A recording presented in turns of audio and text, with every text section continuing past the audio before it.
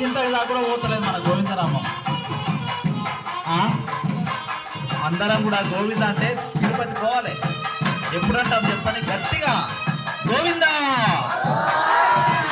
రమా కర్మ దాకా కూడా ఇంకా గోవింద.